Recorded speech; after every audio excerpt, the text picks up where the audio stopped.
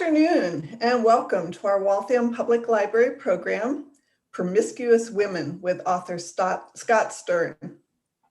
My name is Deborah Hoffman and I organize programs and events for the library. Thanks so much for tuning in. Before we start, I want to let you know how the afternoon will go. Scott and I will be in conversation for about 30 to 40 minutes, during which time he'll answer my many questions, and then he'll field questions from the audience. To ask questions via the chat function, use a Google account to sign into YouTube. Feel free to write your questions at any time, and then I'll read them at the end of the presentation. The genesis of Scott Stern's book, The Trials of Nina McCall, Sex, Surveillance, and the Decades-Long Government Plan to Imprison, quote, promiscuous women, was a class lecture he heard at Yale. So let's start there. Scott, welcome. Thank you. What did you hear in that Yale class that so sparked your imagination that you began years of research into the topic? And can you tell us a little bit about your research process? Yes, I'm happy to. And thank you so much, Deborah, for organizing this and for having me. And thank you to everyone for listening. So it was the second week, I think, of my freshman year of college. And I was in a course called Media and Medicine in Modern America. And the professor was giving a lecture on venereal disease, on sexually transmitted infections, and specifically on why they were so hard to treat. And a large part of the reason in the early 20th century was that they were so stigmatized. In fact, as late as the 1930s, the US Surgeon General couldn't even say the word syphilis on the radio. But the professor said the one way that people actually could talk about these infections was in the World War I era program to police promiscuous women who were thought to disproportionately spread STIs. And he used a phrase that I'll never forget. He said, during World War I, the government even locked prostitutes in concentration camps. And that really surprised me because I had never heard of that. And the phrase concentration camp has such salience in our society, as it should. And so I took a break from note-taking and I went over to Google and basically typed that in and looked it up and didn't find anything, and went over to Wikipedia and couldn't find anything there either. So thoroughly stumped, I decided to do some research into this program as best I could understand it. And I had to write a very short paper for that class. So I wrote the 5 to 7 page paper on this early 20th century carceral program, which at the time I really didn't understand terribly well. But at the end of the class, I really didn't feel that I fully understood this program, which I'll be explaining more later in this talk. I didn't understand how long it had gone on. I didn't understand how many people had been locked up. And so I decided to basically devote the rest of my college career to researching the American Plan, as I later learned it was called, for pretty much every class. I talked some professors into letting me do it, even though it was kind of off topic. So to the very generous professor of history of pollution, I appreciate it. And then even after college, I really didn't feel like I was done with the research. So I spent several years after college researching and ultimately writing full time. Oh. So I read your book, The Trials of Nina McCall. And honestly, it felt like reading dystopian fiction. In a nutshell, can you tell us what the book is about? Yes. The Trials of Nina McCall is about the American Plan, which was a US government program under which officials locked up tens of thousands, or more likely hundreds of thousands of women in what some women did call concentration camps. This program lasted from the 1910s into the 1950s, and in some places it lasted into the 60s and 70s. The women were locked up, as the title implies, ostensibly for being quote unquote promiscuous, for having sex outside of marriage. More specifically, they were often locked up because officials discovered that they had syphilis or gonorrhea, what at the time was called venereal disease. In a nutshell, the way the program worked is that police or public health officials would walk down the street and look for women that they thought looked quote unquote reasonably suspicious. And that's an incredibly vague standard, and in practice, it meant pretty much anything these predominantly male officials wanted. And if a woman was deemed reasonably suspicious of being promiscuous or of having VD, she could be detained, forcibly examined, and if she tested positive, incarcerated for an indeterminate sentence where she would be, quote unquote, treated for syphilis or gonorrhea. But it's important to remember that at the time, there were very few effective treatments for syphilis and no real effective treatments for gonorrhea. So these treatments were predominantly quite poisonous. They were injections of mercury or arsenic-based drugs. So most women remained in American Plan institutions for an average of about 2 months in the early years. And as I said, we don't know the exact number of women who were incarcerated in these facilities, but it happened all across the country. We know that during the late 1910s, there were about 30,000 women who were incarcerated. And then obviously this continued for decades. So that should give some sense of the scope. Huge, huge. So can you talk about some of the prime motivators behind the American Plan? So there are sort of two levels of motivation. The more immediate motivator, and the one that authorities talked about, was World War I, that this was about protecting the troops. So in 1917, the United States entered World War I, and over the course of the summer, summoned 1.5 million young men to military training camps all over the country. When these young men arrived at the military camps, physicians tested them for all kinds of things. And one thing that they discovered is that somewhere between 1 in 4 and 1 in 6 of the recruits had syphilis or gonorrhea. This was really alarming to the military authorities.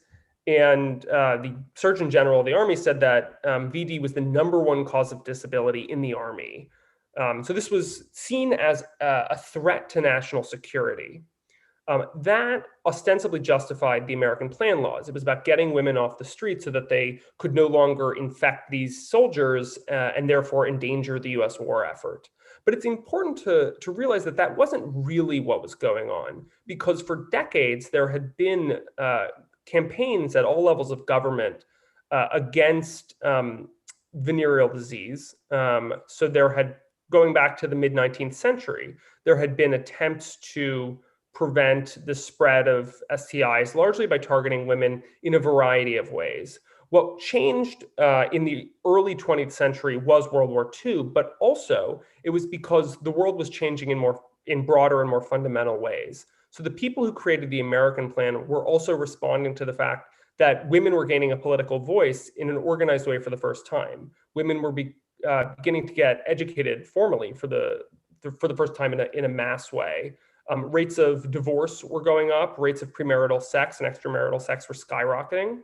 So in that sense, it's important to think of the American Plan as the patriarchy quite literally striking back. This was about controlling predominantly working class women, especially immigrant women and women of color, who were thought to be sexually deviant, sexually promiscuous, and therefore dangerous to mainstream bourgeois society. So the thing that kept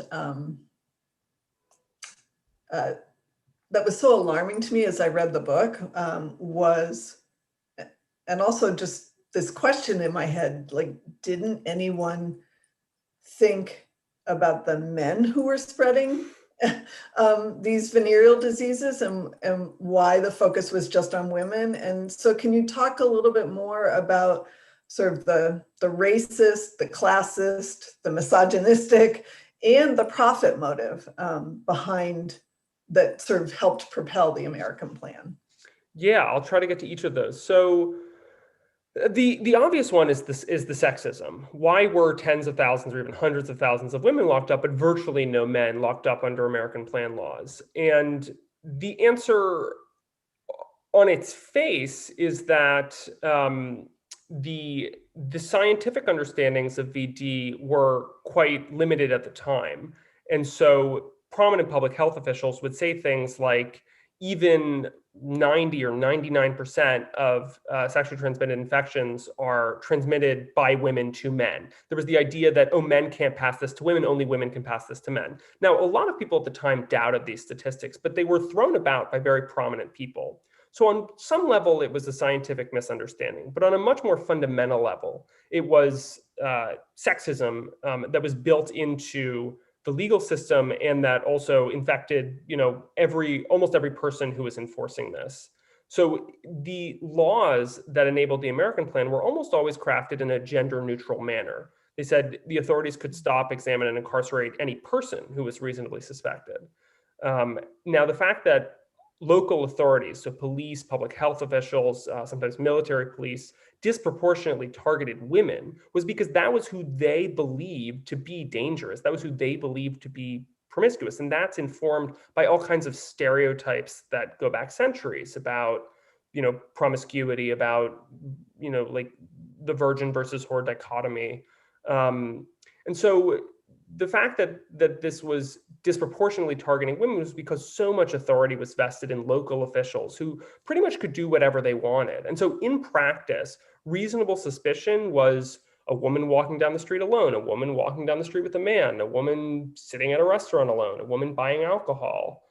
There are even cases where male officials said to women, basically, have sex with me, or I will have you incarcerated under this program.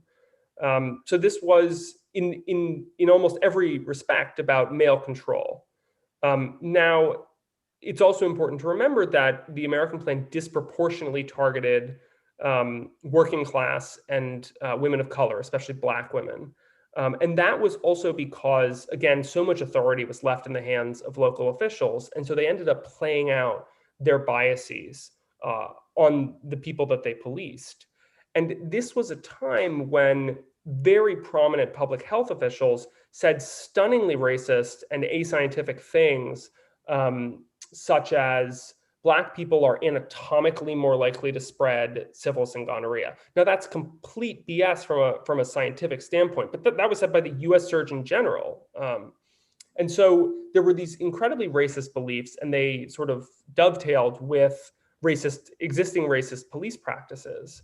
And so the result was huge numbers of women of color being incarcerated. And it really varied from locale to locale. So in Detroit, for instance, something like 80 or 90% of the women locked up in the early 20s were Black women. But if you go to El Paso, Texas, a huge number of women who were locked up were Mexican or Mexican American. In fact, there was a dissertation that came out a couple of years ago that looked at the women who were locked up in El Paso and said that the darker their skin, the longer they spent behind bars.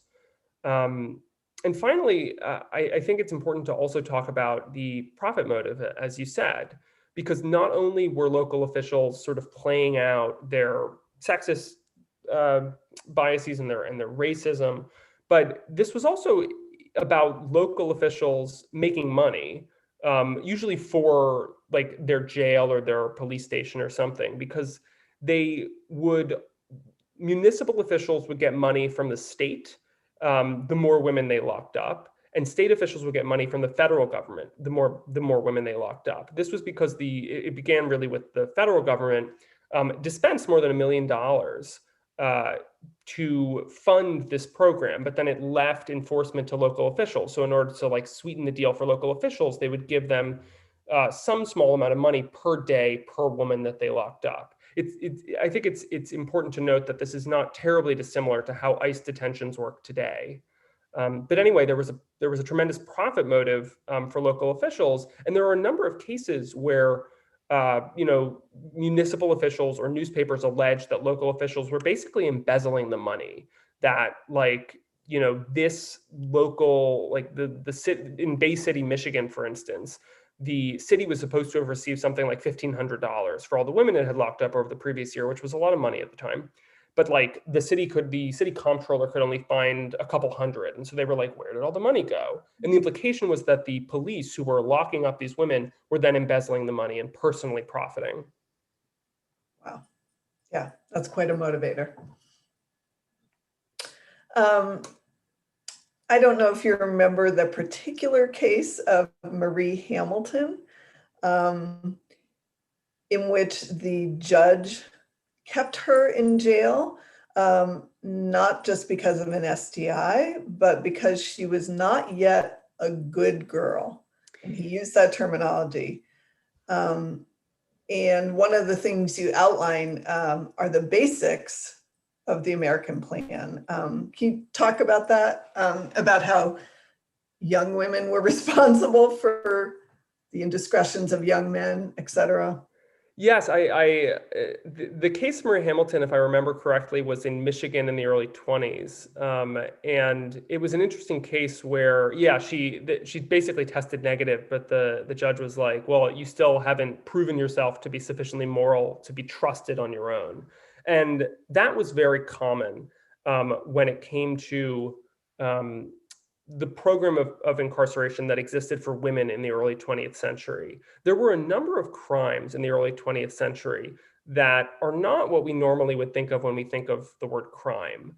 They were what were known as morals offenses. So things like disorderly conduct or immorality, talking back to one's parents, going out to a dance without permission, having premarital sex, having extramarital sex. All of those things were criminalized in the early 20th century. And while a lot of those laws were written in gender neutral ways, in practice, officials disproportionately targeted women. And so, as a professor of mine said, it takes two to tango.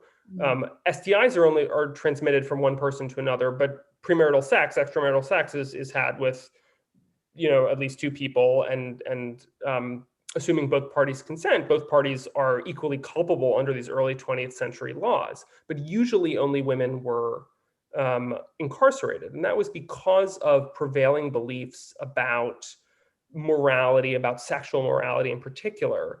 There was this idea that women either had to be protected or men needed to be protected from them. And that played out in a number of ways and through a number of laws. Some of these morals offenses I'm talking about, a very obvious law would be the laws that governed prostitution in the early 20th century, where only women were locked up for selling sex, but not men for buying sex. The American plan is a pretty naked example because it wasn't even on its face about sex. It was about VD, which is a public health rationale. But again, this was about an ideology that believed that there were certain women who defied the sexual norms of the time, and they needed to be stopped, and they needed to specifically be locked up and taught how to behave in a proper Victorian manner. And until they could understand how to behave in that way, they would need to continue to be locked up. So someone like Marie Hamilton needed to stay behind bars, even though she no longer had a sexually transmitted infection, which was the ostensible legal basis for her incarceration. Yeah, okay. I have to say I was angry most of the time I was reading your book. That was what I was hoping for, yes. Yeah. Who was Nina McCall, the subject of your book, and can you tell us about her experience? Yeah, so Nina McCall was, she was from Central Michigan. She was born in the year 1900. She was a working class white woman who grew up on a farm. She was the daughter of immigrants from Canada. And when she was 18 years old, she was walking down the street in her small Michigan town when the local sheriff, who was someone she knew, stopped her out of nowhere. She was exiting the post office and said that she needed to come with him, that someone had reported her and that they suspected she had syphilis or gonorrhea, and they needed to examine her immediately.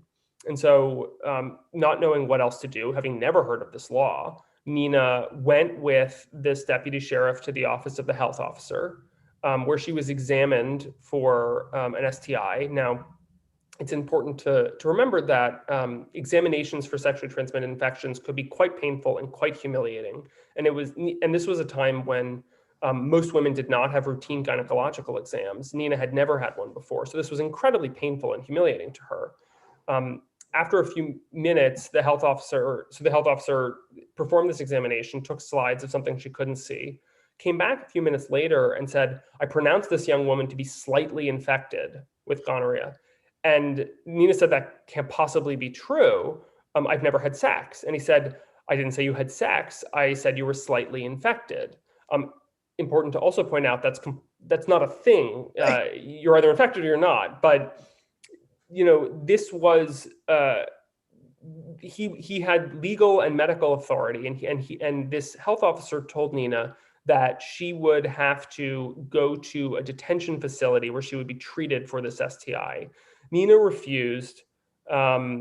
She also insisted that she couldn't possibly have this STI, and the health officer continued to insist that she did. Eventually, he yelled at her, "Young lady, do you mean to call me a liar?" And she said, "Yes, sir, I do. If you say I'm infected, yes, I do." It's important to emphasize how bold a young woman would have had to have been in the year 1918 to call a male authority figure a liar to his face. But in spite of this boldness, Nina was ultimately coerced into consigning herself to the Bay City Detention Hospital, a facility she'd never heard of, for an indeterminate sentence where she would be treated for gonorrhea. So Nina, about a week later, was taken to this detention facility more than an hour from her home. She didn't know how long she would be there, although she was told it would probably just be a few weeks. She ended up spending almost 2 months there.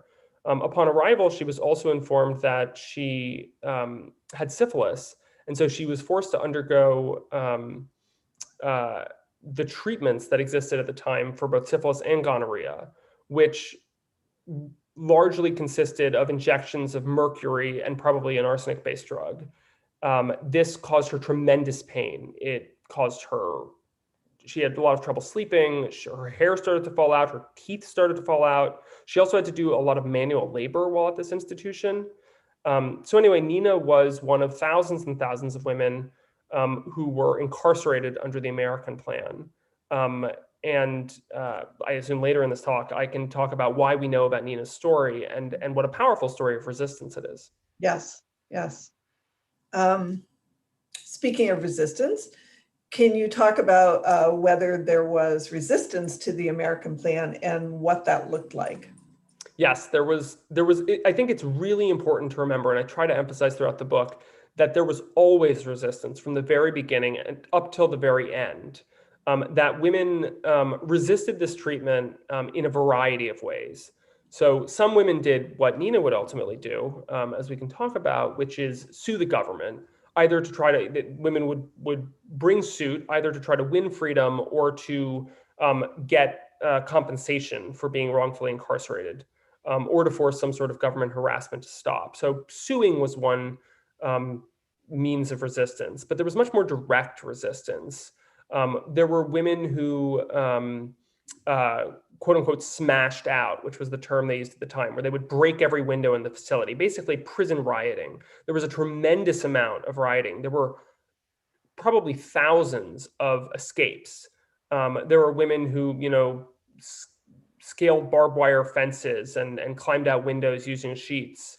There was a huge amount of escape, which also should be understood as resistance. A surprising number of American plan facilities caught fire, many of them set by the inmates themselves. That's also inescapably a form of resistance.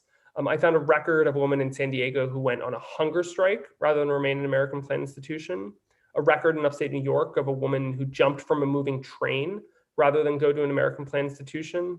And a record of a woman in Seattle who jumped out a window to her death rather than remain in an American plan institution. All of these acts were means of resistance. So, there were lawsuits, but there were also these real on the ground methods of resistance that are difficult to find in the historical record, but I think are very important to remember. And as I recall, the lawsuits had very mixed results. The lawsuits did. So do you think this is a good time for me to talk about Nina's lawsuit? Sure. So Nina was released from the American Plan Institution, but her torment basically did not end. She, not long after she had been released, a government agent came to her house, basically a probation officer, and told her that she would have to continue taking the injections of mercury on an outpatient basis. She had no choice but to do so, but this was incredibly painful.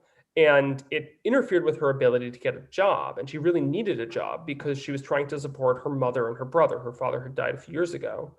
Not only was she in pain, but she was also notorious. So it was incredibly difficult for her to get a job, and she was being harassed by this government agent. So she briefly fled to Detroit. Excuse me, but then the government agent began threatening Nina's mother. So Nina returned and brought a suit against the federal government, arguing that what the probation officer was doing was illegal, and that her incarceration had been illegal in the first place. And so Nina's lawsuit ultimately gets to the Michigan Supreme Court. And what the Michigan Supreme Court says, and it's important to see the nuance here because it's a little complicated. They say that the law under which Nina had been incarcerated is totally fine, but in Nina's specific case, they had no real reason to reasonably suspect her. So while in Nina's case, she ends up actually winning, it ultimately has the effect of upholding the law and therefore consigning many, many more women down the road to being incarcerated under the American plan. And that was a very common outcome for women who brought lawsuits. There were several dozen lawsuits brought all over the country from the 1910s through the 50s. Actually, there was a lawsuit in the 70s.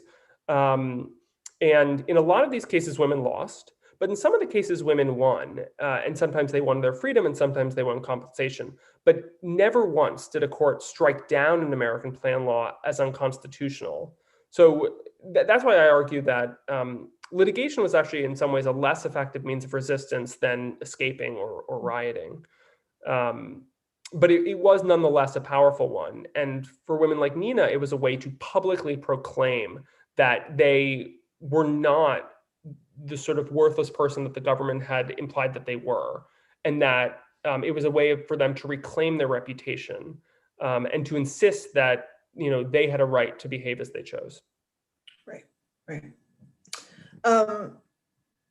Nina's case happened in 1918, but one of the cases that you talk about was with Andrea Dworkin, who is a more modern day feminist figure. And I was wondering if you could talk about her experience.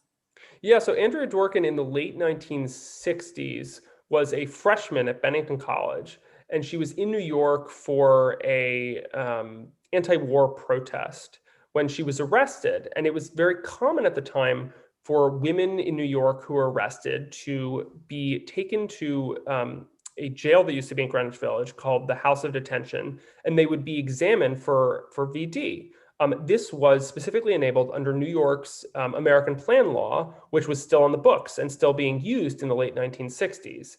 And so Dworkin had a extremely painful, she later described it as sadistic, VD examination, and then was incarcerated in the Women's House of Detention for a few days. She, though, after the fact, contacted the press. At first, many mainstream newspapers just ignored her. But she, refused to sort of stay silent, and ultimately got several newspapers to write about her story, and then led a campaign to stop this method of examination and also stop these baseless incarcerations in the Women's House of Detention. And ultimately, a couple years later, her activism and the activism of her allies succeeded in stopping New York from continuing to enforce its American Plan law. So this is an example where resistance really paid dividends. Now, this means of resistance probably wouldn't have been possible in 1918 when Nina brought her lawsuit. But by the late 1960s, there had been a change in the discourse. The sexual revolution had happened. This was right around Stonewall. The women's liberation movement was happening. And so all across the country, there were actually women who were resisting the vestiges of American Plan laws that remained on the books. So a really interesting example is in San Francisco, where there was a burgeoning sex workers' rights movement, and the founder of which actually just died a couple months ago. But this organization, which was called Coyote, Call Off Your Old Tired Ethics, is remembered now for basically promoting what it called prostitutes' rights. But one of its major focuses was the American Plan law in San Francisco. So at the time, any woman arrested for prostitution or for related crimes in San Francisco would be forcibly examined for VD and then quarantined mandatorily for 3 days while they awaited results. And Coyote launched a campaign against this and picketed, but also worked with an ACLU lawyer to bring a lawsuit. And what the court ultimately ruled was that the authorities had the legal the legal right to treat women in this way, but they would also have to treat men in this way. So that they would have to genuinely do it on a gender neutral basis. And when the court ruled that, rather than actually doing it on a gender neutral basis, the authorities just immediately stopped. So that was how this manner of resistance also killed the American plan in another city. Yeah, it's a pretty naked case. Right, so revealing. Yeah. And do American plan laws still exist in today's states? Yes, every single state and hundreds of cities had American plan laws in the by the end of the 1910s, and every single state still has an American plan law in some form to this day. Now, it's important to clarify that authorities are not using these laws, and for a variety of reasons, legal and cultural, it would be very difficult for them to bring back the American plan in its early 20th century form. But it's also really disturbing to me that these laws remain on the books, that they've been folded into broader public health powers, and they're not just lying dormant. In fact, they were used in the 1980s and 1990s to justify attempted quarantines and incarcerations of people who were thought to be promiscuously spreading HIV. The people who were targeted were disproportionately sex workers. And so again, the people who were, there were not many people who were actually forcibly quarantined under these laws, but there were a few, and some of them brought suit. And the courts, citing their American plan, decisions from the 1910s, upheld these laws in the 1990s. And so these laws remain on the books, and there have been small intermittent attempts in the last 50 years of authorities trying to bring them back, usually when there was a spike in reported activity of people selling sex. But I think of it as a tremendous dignitary harm that these laws remain on the books. And yeah, it's just a thing that very few people seem to know about. Mm. And my understanding is that the laws are very similar across states. Can you just sort of talk about how that happened? Yeah, so it's not a coincidence. In the basically during World War I, the federal government, as I mentioned, was providing the funding to state and local officials to incarcerate women under the American plan. But as World War I was going well for the U.S. and they realized that the end of the war was coming soon, authorities in the federal government and some of their allies in private institutions were very worried that after World War I, the war fervor would be over, and therefore authorities would no longer feel any need to lock up women in huge numbers. And so rather than let that happen, they urged every state to pass their own law, enabling state and local officials to detain and incarcerate women under the American plan. This also had the added benefit of expanding the jurisdictional reach of the American plan laws, because when the federal authorities were doing it, they could only enforce these laws, the sort of federal mandate, within a certain number of miles around U.S. military bases. But when state or local authorities passed laws, they thought they could do it everywhere. And so federal officials wrote a model law, basically like a how-to guide. They gave people the text, and then they sent it to every governor and every U.S. attorney in the country and urged them to pass these laws. And there was sort of a lobbying campaign from the federal government where the U.S. Attorney General wrote to U.S. attorneys saying, I think you really need to push your states to pass these laws. And so by the early 1920s, every single state and hundreds of cities had passed almost identical laws, all drawn from this federal model law that enabled them to examine any person who was reasonably suspected of selling sex or having VD, and then incarcerate them for treatment if they tested positive.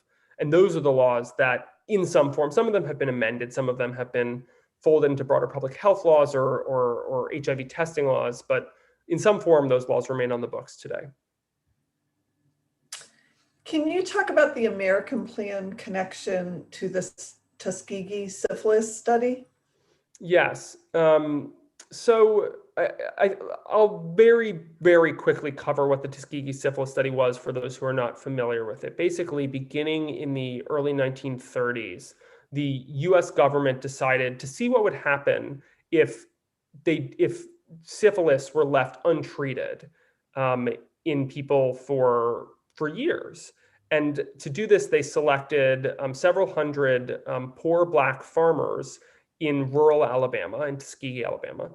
And they just observed these men for decades and watched what would happen if they didn't treat their syphilis. But of course, they didn't just watch, they also misled these men and told them that they were getting treatment. They would give them pills that they said were treatment, but they were actually just aspirin. So anyway, they misled these men, and as a result, these men began to die. They also infected their wives or their spouse, their partners or their children, and some of those too began to die. It was, for a variety of reasons, it was also a completely unscientific study. It's an absolute stain on American public health history. But anyway, the story of the Tuskegee syphilis study, I think, is fairly well known. This became known in the 1970s after it had been going on for about 40 years. But what no one who has written about the Tuskegee syphilis study has previously talked about is that almost all of the officials who created and ran the Tuskegee syphilis study at the federal level had gotten their start in the American plan. So for instance, Thomas Perrin was the US Surgeon General who oversaw the Tuskegee study for years and was actively involved in creating it, actually. And when Perrin was a very young man, in one of his first jobs for the US Public Health Service, he went to Alabama, to rural Alabama, and helped to create or helped to get two cities to pass two American plan laws and then see that it was enforced. So his understanding of consent, his understanding of the rights of his patients was very much formed by his experience with the American plan. And again, remember, the American plan was incredibly racist in its administration. And so that also helped to form his worldview. And so you really see the fingerprints of the American plan on the Tuskegee syphilis study in the people who created it and their understandings of whose lives mattered and whose consent mattered, what medical treatment should really look like, to what extent should it be a democratic process. And so, yeah, I think that the American plan and Tuskegee are intimately related. Yeah. Do you see any resonances between the American plan and modern American politics? That's a very general question. Yeah, I think that the American plan is still with us in a few ways. As I said, the laws remain on the books, and that is disturbing. But the way that I think the American plan remains more directly is in a philosophy and an attitude toward women, toward poor people, toward people of color, toward the other. The American plan, the philosophy undergirding the American plan was that certain people behave in ways that society shouldn't tolerate. And the only thing to do with those people is to lock them in cages and abuse them. And that's very much, to me, the philosophy that undergirds mass incarceration, that there are certain people who behave, who violate certain social mores, and therefore the only thing to do with them is to throw them in a cage, abuse them, and label them as less than. That's essentially what happened to, now, there were all kinds of differences between modern mass incarceration and the American plan, but fundamentally, they were both undergirded by a philosophy that saw certain people as less than. In particular, the American plan reflected a philosophy that embodied a hatred of women and of a particular women who had sex outside of marriage, women who refused to abide by predominant social and sexual mores. And those mores also remain with us. And so I see the American plan in our modern system of mass incarceration. I see the American plan in the way that authorities continue to police sex work, targeting women, and particularly targeting poor women, Black women, immigrant women, queer and gender nonconforming people. And that has a direct genealogy to the American plan. Yeah. I heard on a podcast recently that the Manhattan District Attorney recently announced that it would no longer prosecute some charges related to sex work, but that the sex workers themselves are ambivalent because the police are still arresting others involved, like customers. And basically that there's still a fear of the police and how disruptive the police are to their lives. And it made me think of your book, just the police involvement. Do you have anything to say about that? Yeah, I would say that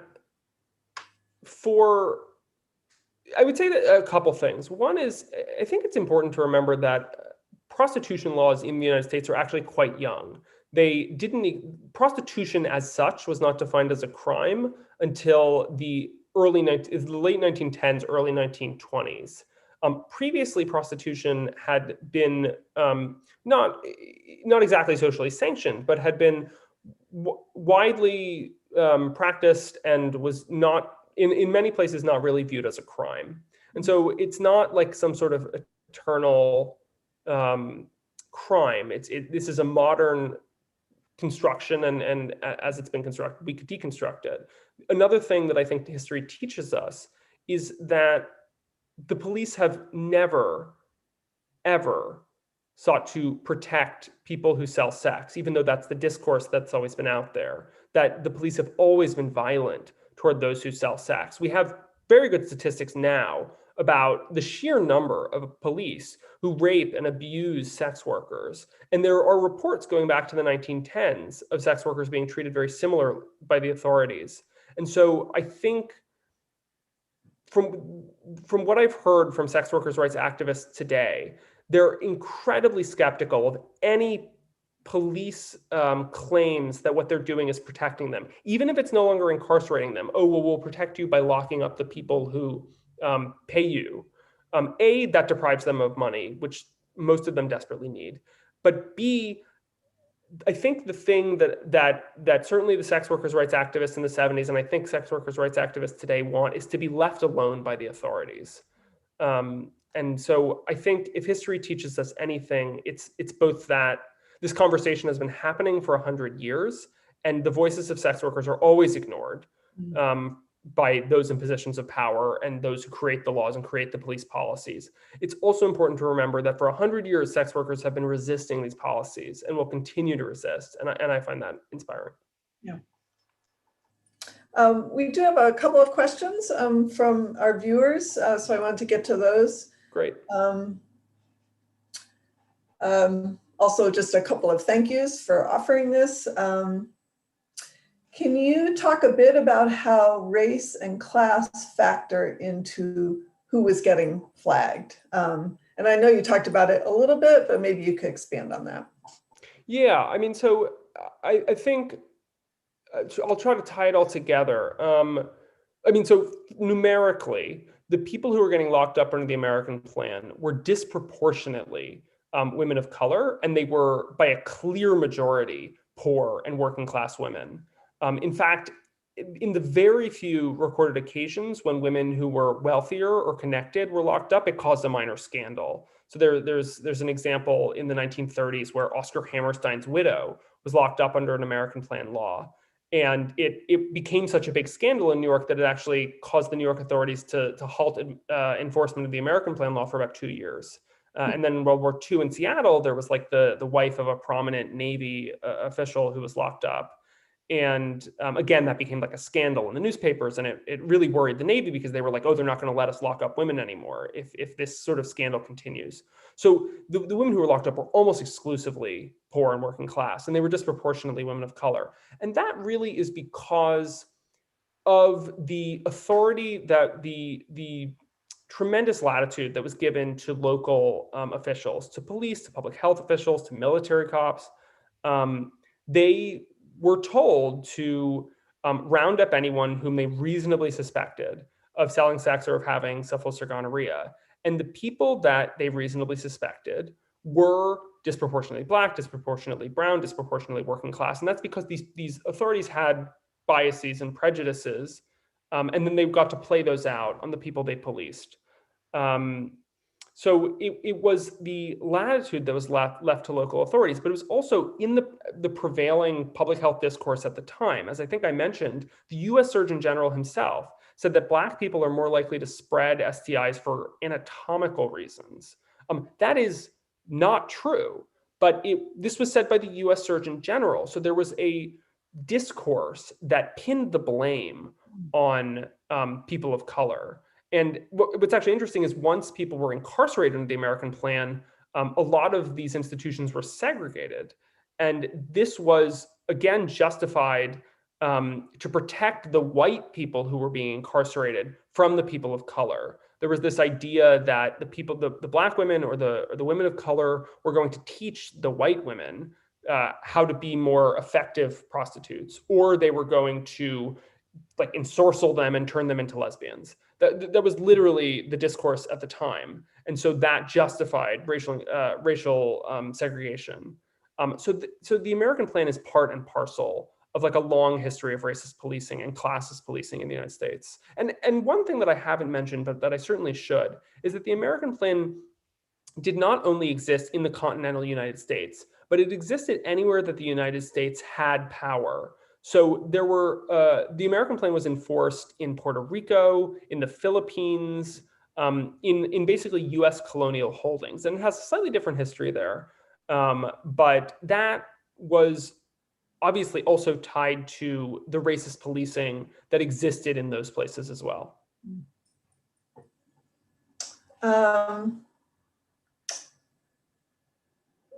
One viewer asks, how can we advocate for sex workers in the city of Waltham, which is where we are located? But maybe you could just talk about that in general. I'm afraid I don't know a lot about Massachusetts in particular, but the thing that I would say is that there is a large and vibrant community of sex workers' rights activists out there, and that they are not hard to find. And I think I can't speak for them, but I think, frankly, it would really help if they had money. And so there are a lot of organizations that could use financial support to advocate for changing the law, to advocate for better, just more humane policies. And so there are a number of organizations that, frankly, you can just Google sex workers' rights organization, and it won't be hard to find. Yeah.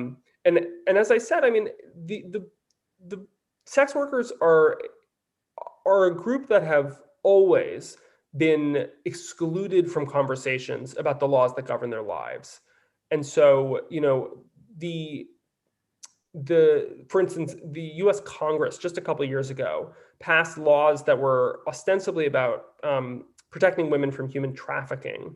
But sex workers themselves at the time, and trafficking survivors at the time, were saying these laws are going to make us more vulnerable to trafficking, and they're going to make us more dangerous.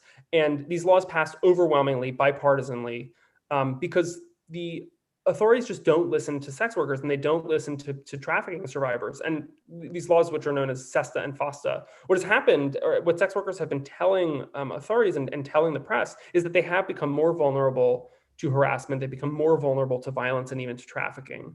So what this tells us is that those who create the law and those who enforce the law absolutely need to listen to the voices of sex workers. So I think to those of us who are not sex workers, the thing that we can do is frankly listen to sex workers and sex workers' rights activists and support them in the ways that they say they need to be supported. And I think a lot of times that's providing money, also amplifying their voices.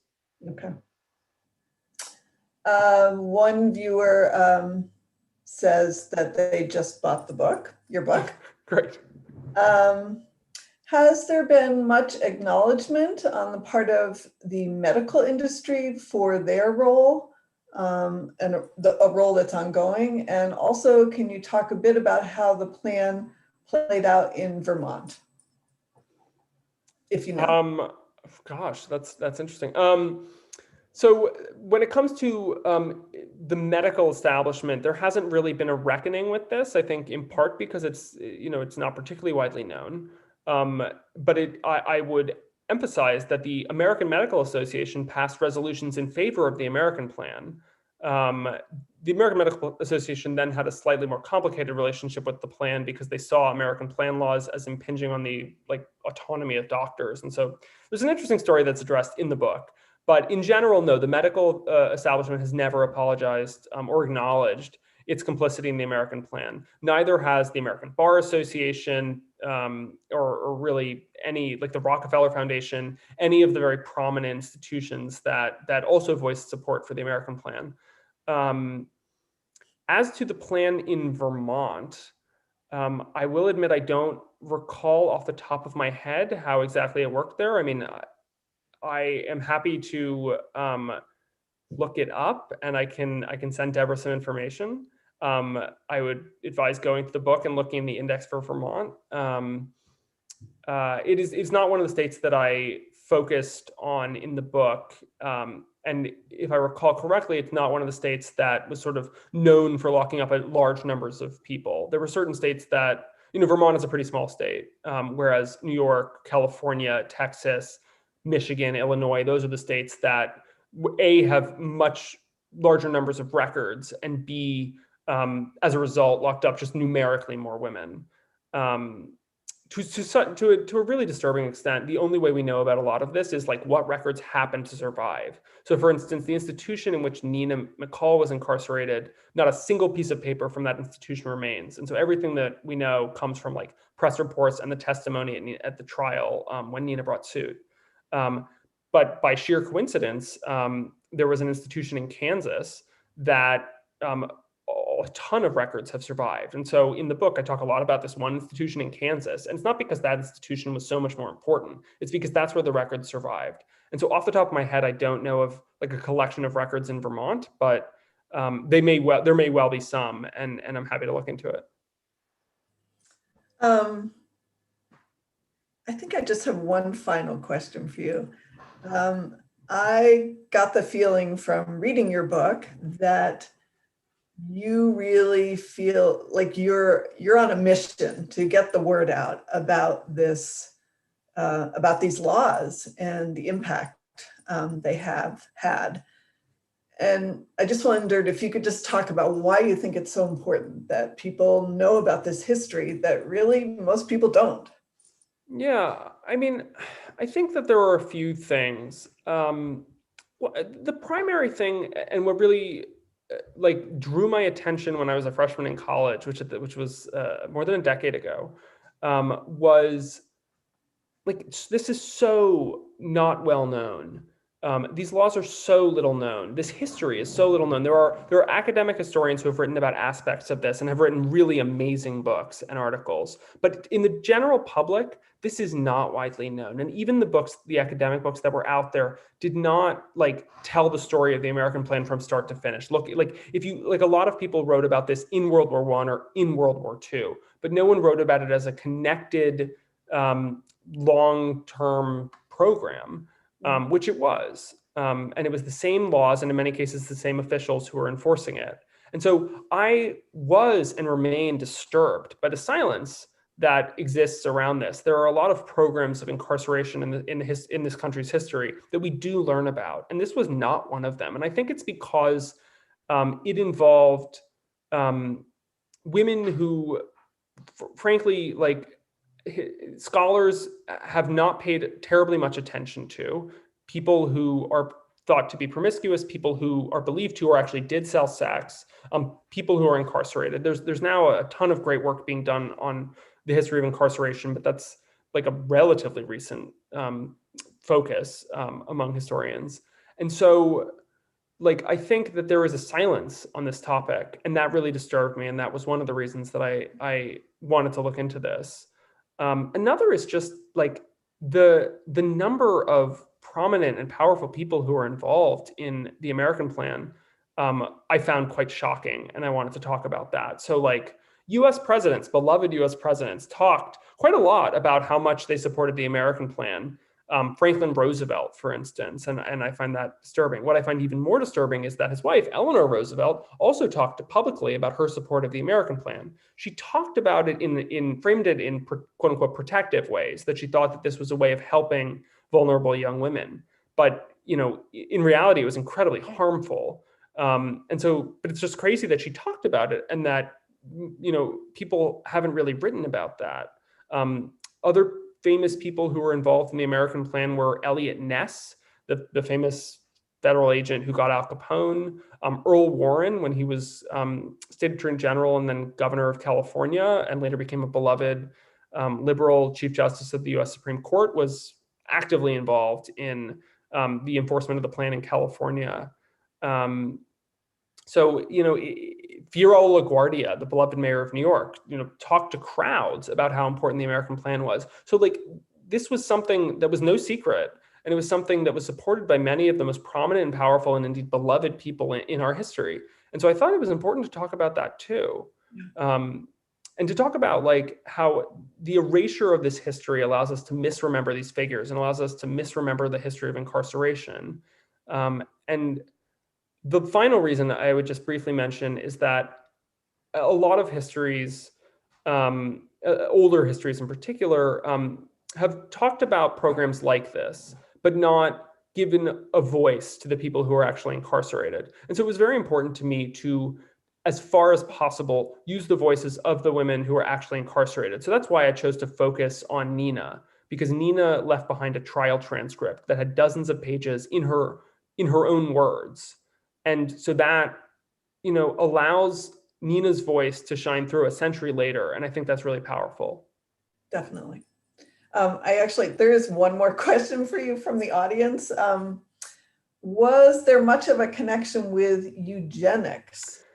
Yes, I'm very glad someone asked that. Yes, there was an intimate connection to the eugenics movement on several different levels.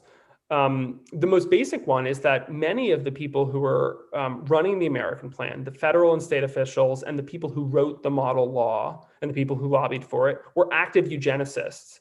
So if you go through the book and you pick out the names of many of the most powerful people who were involved in creating the American plan, like William F. Snow and Raymond Fosdick, they were active eugenicists. They were members of American eugenics associations.